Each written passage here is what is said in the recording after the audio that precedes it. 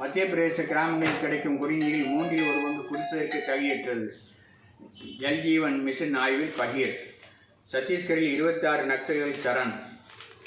சிவாஜி நூலுக்கு மன்னிப்பு கேட்டது ஆக்ஸ்போர்ட் பதிப்பகம்.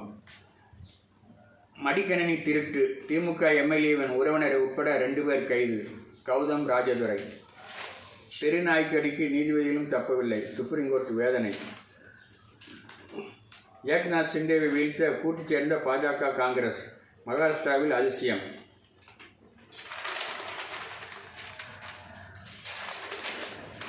அமித்ஷாவுடன் பழனிசாமி சந்திப்பு. மெகா கூட்டணி அமைக்க ஆலோசனை.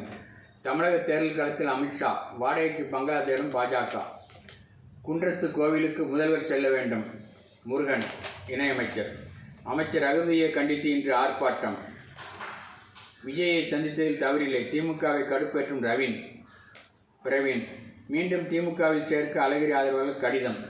அமித்ஷாவா அவதூறு சாவா? முதல்வர் ஸ்டாலின் காட்டம். பழனிசாமி அதிமுகவினரை ஏற்கவில்லை. சீமான். நான் பேசியது நீதிமன்ற அறிவிப்பு அல்ல. அமைச்சர் ரகுபதி. முதல்வர் ஸ்டாலினை விசாரிக்க வேண்டும். தமிழிசை. ரகுபதி பதவியில் நீடிப்பது நல்லதல்ல. நயனார் திருப்பதி.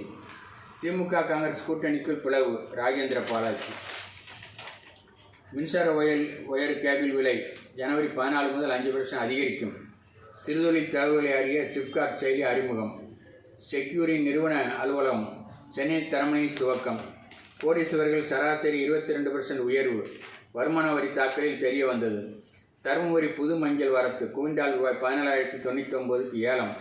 ரூபாய் 17 லட்சம் கோடிக்கு கட்டமைப்பு திட்டங்கள். புதுடெல்லியில். வெள்ளி இறக்குமதி இந்தியா முதலிடம். எரிபொருள் பயன்பாடு புதிய உச்சம். ஓப்போவின் துணை பிராண்ட் ஆனது ரியல்மி. ஆந்திராவில் ரூபாய் 6,675 கோடியில் டாடா சோலார் பேனல் ஆலை.